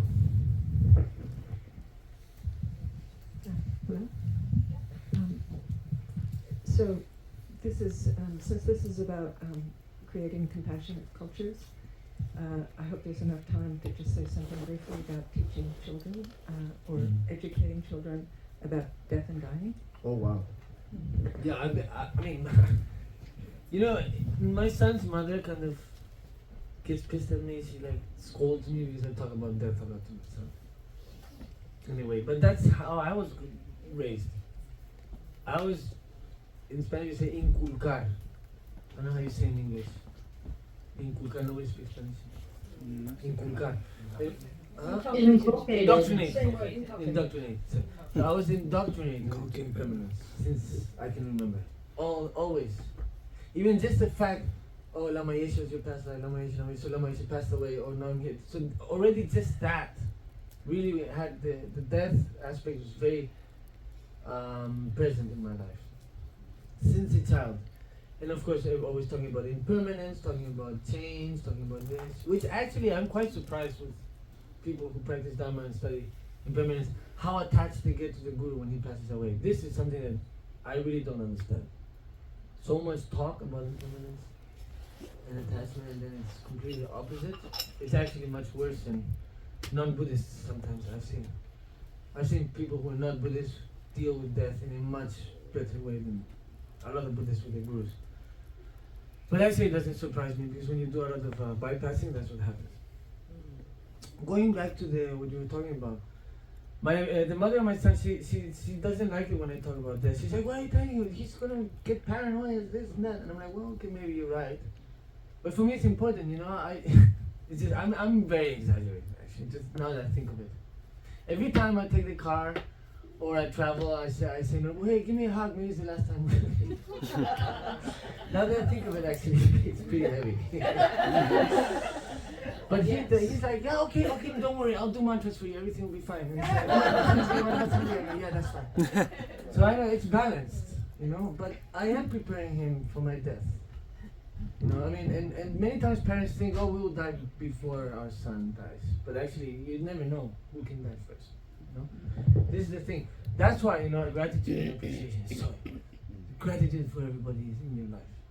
That's 100%. So, and that of course is a fear, you know, there's a fear there, you know. So for me, one of my methods to overcome that fear is I don't want to project that. And I don't want to project because then I have this fear that, oh, me, it's going to create reality. You know, it's like if you project something, you fear, then you attract it somehow.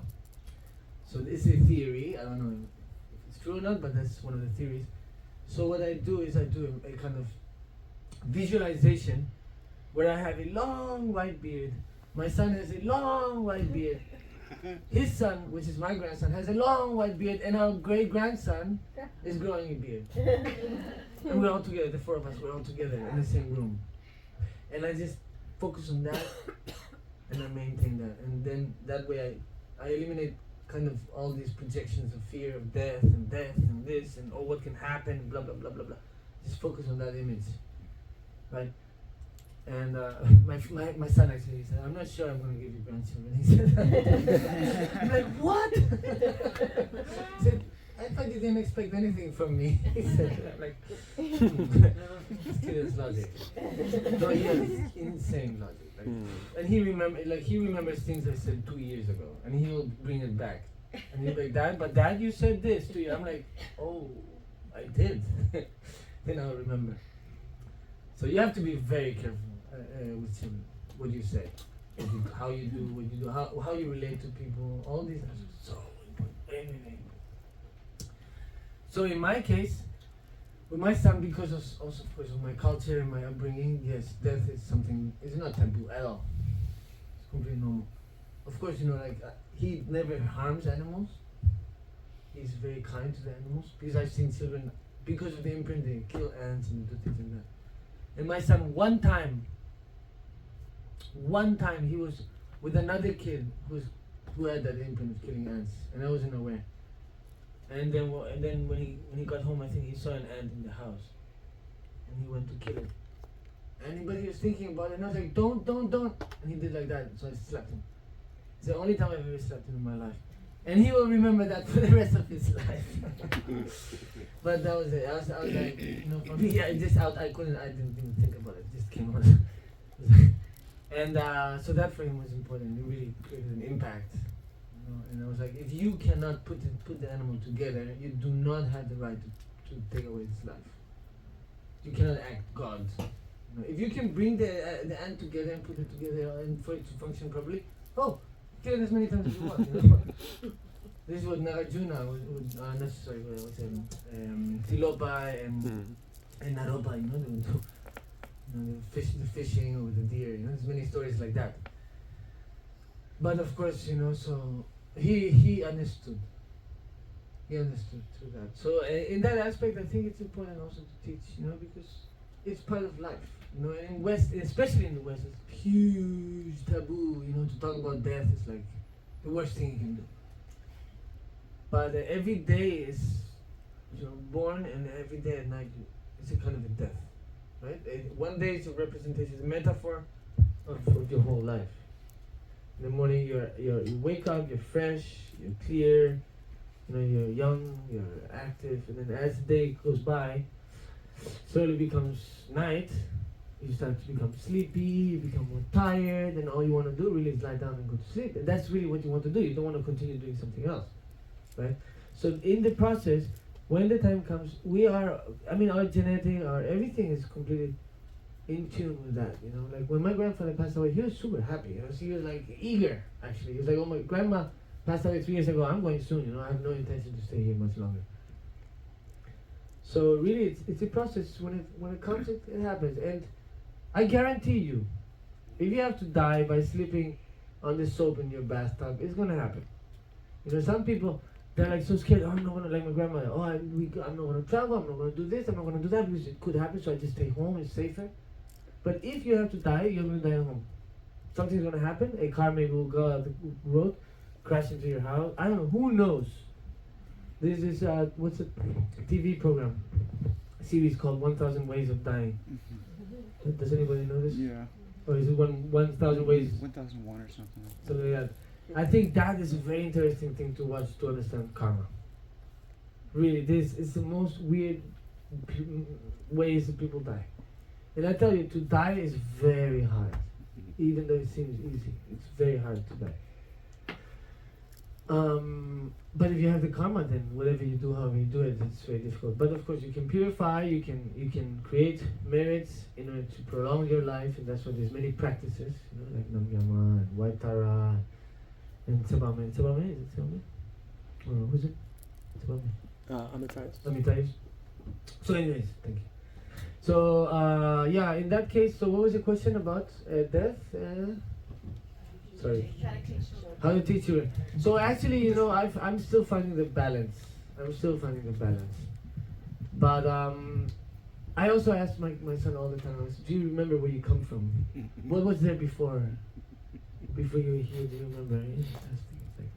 He doesn't really want to talk about it. He doesn't want to tell me somehow. Or maybe it's my imagination. I don't know. But yeah, we do have these conversations about, you know, like changing body and death and reincarnation. He knows all about Lamayesha. He knows. He's like, oh, that was you in another life. I'm like, yeah. So for him, it's not a taboo or something out of the box. Right? It's familiar. It's familiar, and I don't think that's unhealthy. You know, because it is part of life. You know, so that's why, you know, when you accept death, then you're really alive. You know, because then you can really live without that kind of weight of, oh, you know, that fear. Fear blocks you a lot.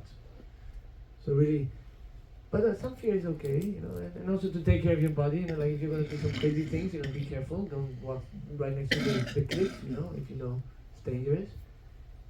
Obviously, right. With my son, until even today, you know, I think one of my jobs is to avoid him from committing suicide. I think that's a father's job with most of the children. How many times have I saved him from falling? So, oh my God, like, and sometimes I haven't been able to catch him, you know, and that for me, I feel like one time he was hanging from something that high, and I was actually arriving from somewhere else, and I didn't recognize him. There are many other kids in the park. He's hanging there. I didn't recognize him.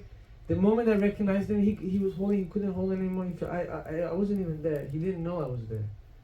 So he let go and he fell. Boom! He hit his back, and thank God there was sand underneath. This is really high. You know, he couldn't really hurt himself. For me, that was like, because I could have run and caught him. But I didn't recognize him. I was still like trying to find him in between all the kids, you know. And then, of course, my son is the wildest one. He's out there climbing. I mean, I could have expected it, but the feeling is so strong of like, oh, I didn't make it. I wasn't able to catch him. I could have catch him. I think I have to be more awake. I have to be more, you know. So you really kind of like, I bash myself a lot in that sense, you know. And because you can't always be there for them, and that's why I try to really give him a self-confidence. I've seen many times in the beach, mothers and kids go climb the rock, and they're like, don't climb there, you're gonna fall, you're gonna fall, you're gonna fall. And then the kid falls like, see, I told you you're gonna fall. Why didn't you listen to me? And then and it's like, that kid, when he grows older, he's not gonna have a lot of self-confidence. He's gonna be very insecure. And also like allergies, for example, too, you know, like you're so protective about, you know, like the kid and his hygiene or whatever. You know, and then that's where allergies start, you know, because they need to get the immune system updated by eating earth. There's nothing bad about earth. One of the reasons we're getting sick is because we don't eat earth. Most of the good minerals are in the earth. So back in the days, the vegetables, the salad, everything, you would get a little bit a little bit of earth in your food, that's very healthy. Nowadays there's no earth, so we're actually lacking many minerals. But that's another story. What are the other questions? It's, time is More fleeting. questions, Alex, you said? One more question, I think there was. But yeah, I just wanted to finish what I was talking about. Okay, one thing. So basically, the children, if you don't build that self-confidence in them, they're going to have a lot of difficulties in their life. You know? So you really have to build that self-confidence. Of course, inside a secure area, obviously. So for example, if he climbs a tree, if he climbs a rock, whatever, I'm not going to say you're going to fall. I'm going to say it's dangerous. Be careful. Know where you're going to put your feet first, then you move your hand, then you move your feet, then you move your hand, and I'm going to be there. If he falls, I'm going to grab him. I'm going to be there. You know, I'm there. And I'm not going to allow him to go further where I can't catch him or it's too dangerous. So he has experience. Because one day I won't be there to be protecting him, you know? So already he's 6, he's quite emotionally independent. And that for me is very satisfying to see. Thank you. Okay. Appreciate you letting me take the time to Absolutely. reflect on something about the reincarnation.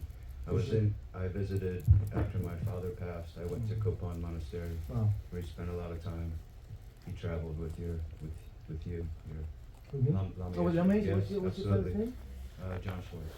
Oh, John Schwartz. Yes. Oh. So while I was there, I was visiting one of his friends, and there was a little monk, and he was drawing. And his friend he was drawing himself in his prior life. So he was drawing this yogi hat and then detail. He's Tibetan? Yes. What? And I feel like what you reflected on earlier is if you were meditating on that and you were in a monastery and you had a different mindset, you probably would remember more from the prior. Well, I was in a monastery and I didn't remember, so. Perhaps just the individual. The points I wanted to touch on were love and attachment. So love, everyone wants love, gives love, needs love, but there's a balance between being too dependent on love, and I feel like that animals as well, but like human form, we want love, we want love. And that takes me in, so love and attachment takes me into what is happiness. Happiness is comfort.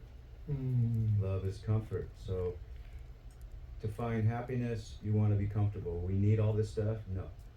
Do we want all this stuff? Some people, yes, but we don't need those things. And one important point that sticks with me from my pop was someone asked him, like, you only have one pair of jeans? He goes, if I had to get another pair of jeans, I'd have to put another nail on the wall. Another nail on the wall. To hang his jeans. Oh. So he was a very successful man, you know, in the business world, and then met Lama Yeshe, and He's also my father. yeah, Lama Yeshe is also my father. okay, yes, and so he had a different perspective on things, you know, and it was interesting because he had everything. He had money, riches, fame, women, everything he wanted he had, and he lived an unhealthy life, and then found this avenue, which a lot of people in that time, in the 70s and the early 80s, you know, were trying to find themselves. The old hippies were traveling around trying to find themselves, and then out of the goodness of you know, the heart and the karma of Lama Zopa and Lama Yeshe coming over here and introducing that, giving people a different perspective.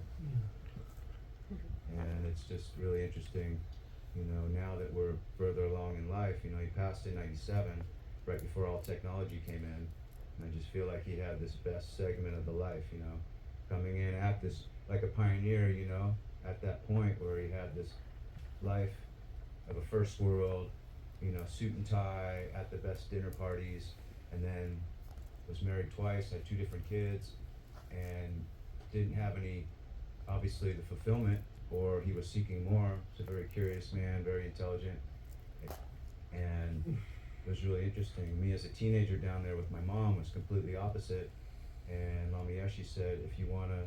You met Lama Yeshe? Lama Yeshe came to our house in '83 in North Hollywood. We had a condo down there. The reason he was down there was for me. Lama Yeshe says, if you want to move towards your path, he was an amazing student, you know, and was really dedicated and had an amazing connection with Lama Yeshe. You have to make peace with your family.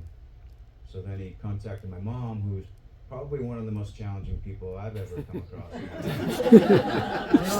That makes us two. And super like selfish and all the words. But she's my mom. She can do no wrong by me. You have to accept She can do no wrong by me. My sister took the other path, completely let it all bother her, done therapy and all this stuff, hasn't spoke with her in 20 years. Oh no. You know, so it's like he came down there, and finally I got to get him to have a lunch with my sister, because she told him he was a bad man and he left and he abandoned us and all this stuff. He would send me these letters, you know, on the blue paper. It was like an airmail letter, and the ones that I got were amazing. He would come and visit me, and we smoked pot together. We turned, my dad. Oh, okay. I thought you said Lamayesha. Well, that's not a story I heard about. He introduced me to a lot of different things, you know, music and perspective. Music and perspective. And I was always curious. Maybe I have more of what his mind thinks, just to be open-minded and open-hearted, and to accept people for who they are and what they are. And I always thought that your family is your karma. There's a reason why my sister's my sister, and that anyone here isn't my sister. There was something bigger. We don't have a strong relationship, and that's because she doesn't want to have one. Has been resentful for most of my life. Me, I'm But like, towards hey. you, or I go, hey, towards a lot of things, but towards her family. And I'm the only one that knows her family, what my mom was, and she's in LA, Hollywood life, that kind of thing. So she feels, I guess, it's her own thoughts, you know, threatened or whatever it is, or doesn't want to deal with it. Me, I'm like, you're my sister, this is great. Love to have a sister. My mom did everything wrong under the sun. I go, you gave me a chance to be here. So that kind of thing. So long story short, or short story long, my dad never made peace with my mom. And he said, I've made peace with everyone in my life, but it was difficult with my mom. 6 months before he passed, he was in LA, and he was working with Michael Wayne, it's John Wayne's son, and he was editing some movies, only if he could give half his money to Vajrapani, you know, like that's where his mindset was. And my sister was completely resentful to meet her dad, and finally, I got them together. And she says, wow, he's an amazing guy. What do you think he did during the lunch? Probably didn't say a word, just listened, you know, like he had this ability. We would have lunch every week down in Santa Cruz, and he just had this ability to be like, it's not, you know, it's not what you are, it's who you are. You know, and it's like that, being, right? That always stuck with me. It's not what you are, it's who you are. You could be the best dishwasher if you had the best intentions. You want to be the president or a congressman and you want to change the world, as long as your intentions are right. You know, so a lot of his messages, I have all his handwritten journals from Kopan Monastery in the 70s, and yeah, you'd think I would be sitting up here maybe a little bit further along in my Buddhist studies, but it's kind of refreshing, you know, sitting here face to face. I emailed you when I was going to Spain this summer, and I was coming over there. Did you come in there? I did. I emailed, and you responded, and you go, yeah, let me know when you come, and I sent a few more messages after it, and I never heard anything back. Was it the WhatsApp, or was it? No, it was on the Facebook. Facebook, Oh my God. something like I that. barely ever checked that. Right, something like that. I didn't know, you know, Are you if ever- I, are you if I coming would back have to Spain asked, I again? probably could have figured out a better way to connect with you. Yeah. But I was like, okay, it wasn't meant to be. And then I talked with Janet the other day. Janet's like really close to me, Janet Brooke, who's one of the original, like Tom, one of the original Vajrapani folks. He's Tom Wagner's a special man. He drove me my first time up to Vajrapani when I was an 18-year-old kid. And he's got some stories, huh? Oh yeah, great ones, great man. He's a Oh, really man, important person in my life, and like all they are, you know, like John McKay and Chuck. These people are like, they raised me from I guess a confused teenager coming from SoCal, living in the Jackson kitchen in Vajrapani, and like life-changing experiences, you know. So where I'm going with that is sorry. It was more That was like so refreshing. That really is. yeah, it was awesome. more. It was We more need like the love and attachment. What is happiness and comfort? And what I learned from my father was more that like it's your mindset for happiness, but we all need comfort. We all need like the necessities without wanting stuff. We need a shelter, and we need a food, and we need these things to kind of like survive. So there is that balance. We need love, but like how much do we need that love or want that love, you know? I'm going through something with a partner, and there was a little kid, you know, before there wasn't. And You're your father? no, with the girl that I was Oh, she seeing, already and had- she has a little baby. She has a little baby. Something I never experienced. Changed my life, just seeing how fresh a kid can be, how vulnerable, and they're like, you know, this blank canvas, and they're looking up at you, and all these things matter, like talking about the other parent in front of them, that kind of thing, you know, Wow. badly or something like that. And Yeah. it's really changed my life. I feel like that the relationship with the woman is challenging, and there's a Oh, lot yeah. of these that's attachments what and you- anger Yeah. and stuff. But with the kid, it's been probably the most amazing experience in my life. Oh yeah. And you evolve a lot in relationships, I must say. Probably more than a cave. Okay, I'm gonna finish the talk because it's a little bit we're past time with a formula, or I don't know if you could call it formula, but basically it doesn't matter. So, what is your value? Your value, which is V, right, equals your knowledge and your capacity or your possibilities, right?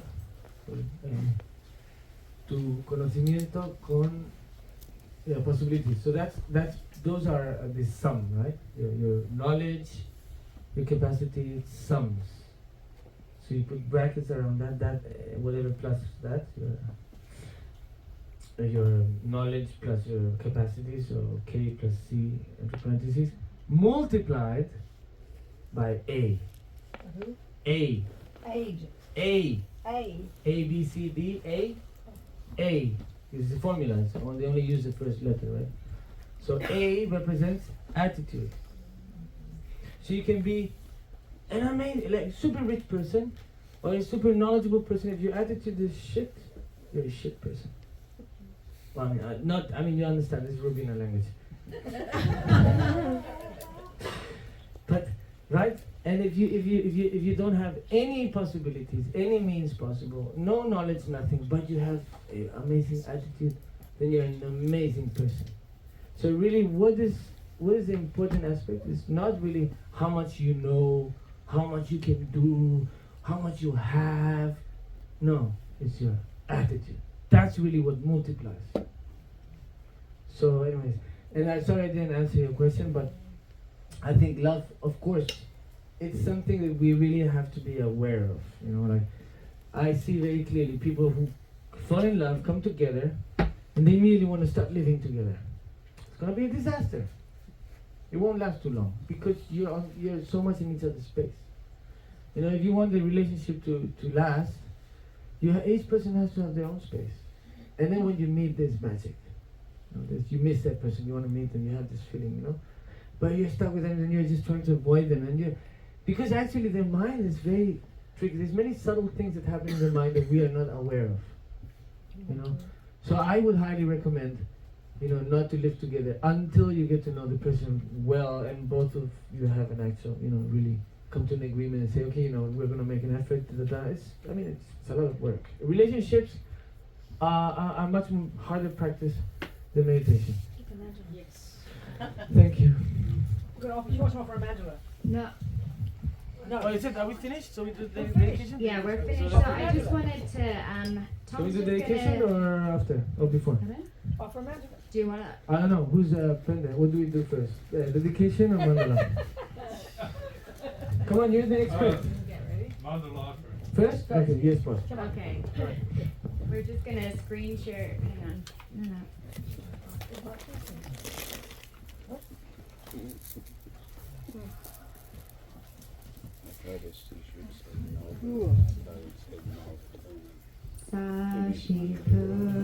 Sashikaki Jushin Meto Tramri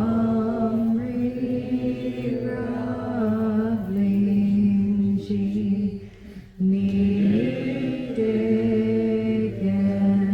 Pati Sangye Shindu Nidegen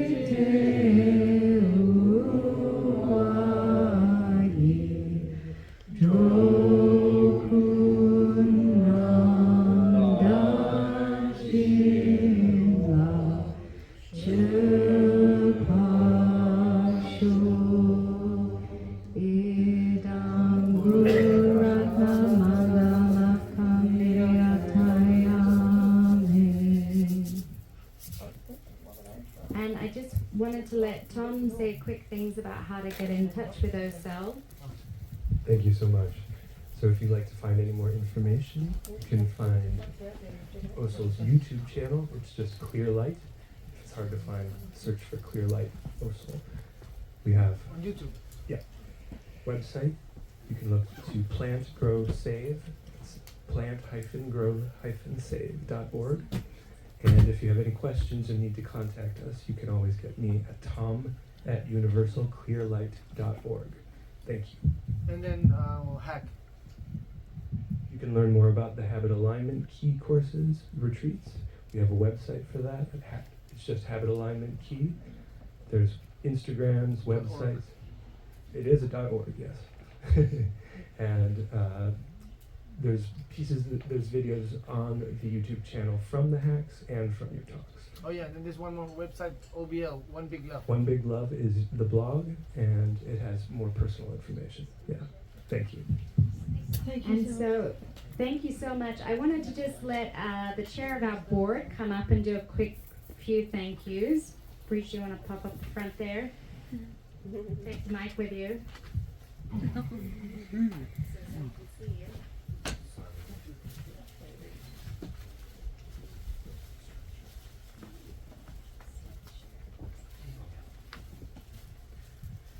So thank you all. So thank you all so much for coming here. Thank you, Lama and Rinpoche, for creating this amazing place. Thank you, Rubina and Osel. Thank you so much. Please come back. Please come back. Please come back. Thank you. Thank you.